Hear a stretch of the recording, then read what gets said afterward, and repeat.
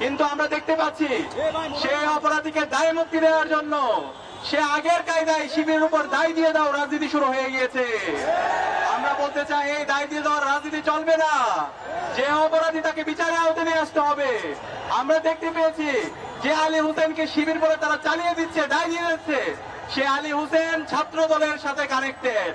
ছাত্র দলের অসংখ্য প্রোগ্রাম তার ফেসবুক আইডিতে সে দিয়েছে। সংগ্রামী উপস্থিতি, আপনারা জানেন জুলাই বিপ্লবের অন্যতম আকাঙ্ক্ষা হলো বাংলাদেশের প্রতিটি ক্যাম্পাসে ক্যাম্পাসে ছাত্র সংসদ নির্বাচন অনুষ্ঠিত হওয়া।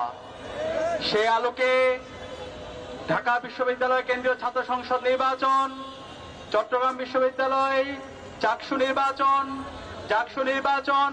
রাকসু সহ সারা দেশের বড় বড় ক্যাম্পাসে ইতিমধ্যে তফসিল ঘোষণা করা হয়েছে।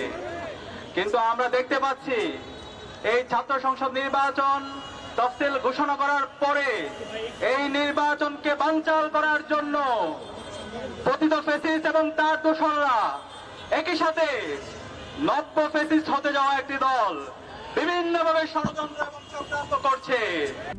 RICL TMX, যুগের পর যুগ স্থাপনা থাকে মজবুত। আমি সারা দেশের মুক্তিকামী সংগ্রামী ছাত্র জনতাকে অনুরোধ করব, এই ষড়যন্ত্রকারীদের ষড়যন্ত্রকে নস্যাৎ করতে হবে। তাদের ব্যাপারে আমাদেরকে সতর্ক থাকতে হবে। তাদের সাথে আজকে যুক্ত হয়েছে কালচারাল ফেসিস্টরা।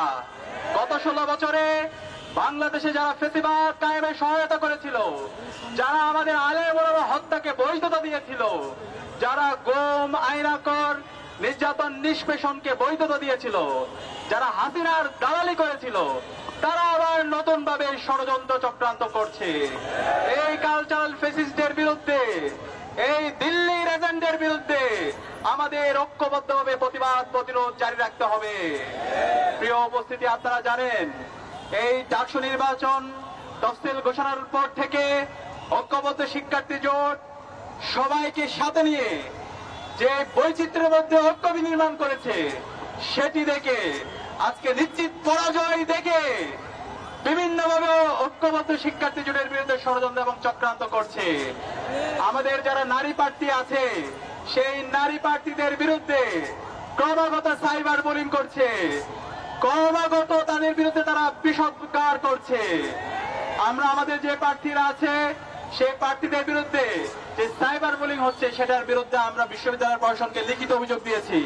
আপনারা জানেন আমাদের প্রার্থী সাবিকুন নাহার তামান্নার ছবিকে কিভাবে বিকৃত করা হয়েছে, যে হিজাব ফোবিয়ার মাধ্যমে গত 16 বছরে খুনি হাসিনা এবং তার দোসররা আমাদের নারীদের অধিকার ক্ষুণ্ণ করেছিল।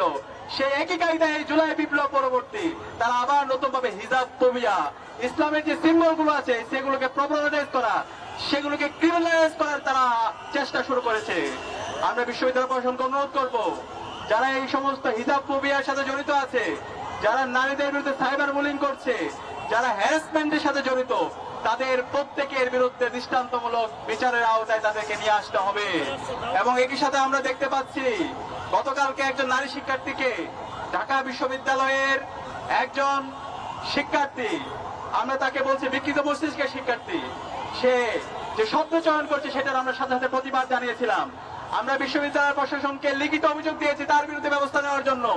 কিন্তু আমরা দেখতে পাচ্ছি সেই অপরাধীকে দায় মুক্তি দেওয়ার জন্য সে আগের কায়দায় শিবিরের উপর দায় দিয়ে দাও রাজনীতি শুরু হয়ে গিয়েছে। আমরা বলতে চাই এই দায় দিয়ে দেওয়ার রাজনীতি চলবে না।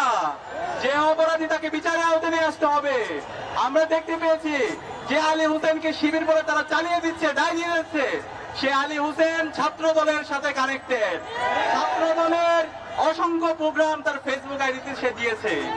সুতরাং এই ধরনের যদি আপনারা দায় দিয়ে দেওয়ার রাজনীতি করেন, আপনারা গত 1 বছর জুড়ে যে কাজগুলো করেছেন জাতির কাছে পরিষ্কার, কারা আমাদের নারীদের শ্লীলতাহানি করে। ঢাকা বিশ্ববিদ্যালয়ের শিক্ষার্থীরা জানে 2002 সালে শামসুন্নাহর হলে কিভাবে নারীদের উপর নির্যাতন করা হয়েছিল, বইয়ের মধ্যে কিভাবে নির্যাতন করা হয়েছিল। গত 1 বছর জুড়ে 40টার উপরে ধর্ষণ করেছে যারা আজকে নারীদের অধিকারের কথা বলছে। এভাবে আমরা প্রতিদিন পত্রিকার পাতা খুললে এই নারীদের শ্লীলতাহানি থেকে শুরু করে হ্যারাসমেন্ট থেকে শুরু করে সব কর্মকাণ্ডের সাথে আমরা তাদের জড়িত থাকার অভিযোগ খুঁজে পাই। আমরা অনুরোধ করব এই সমস্ত হ্যারাসমেন্টের সাথে যারা জড়িত আছে তাদের বিরুদ্ধে আমাদের জিরো টলারেন্স নীতি ঘোষণা করতে হবে, তাদেরকে আইনের আওতায় নিয়ে আসতে হবে। ঐক্যবদ্ধ শিক্ষার্থী জোটের পক্ষ থেকে আমাদের প্রতিজ্ঞা হচ্ছে প্রতিটি ক্যাম্পাসে ক্যাম্পাসে নারীদের জন্য নিরাপদ ক্যাম্পাস গড়ার আগ পর্যন্ত আমরা থামবো না, আমরা আমাদের লড়াই চালিয়ে যাবো ইনশাআল্লাহ। সবাইকে অসংখ্য ধন্যবাদ। সালাম আলাইকুম রহমতুল্লাহ।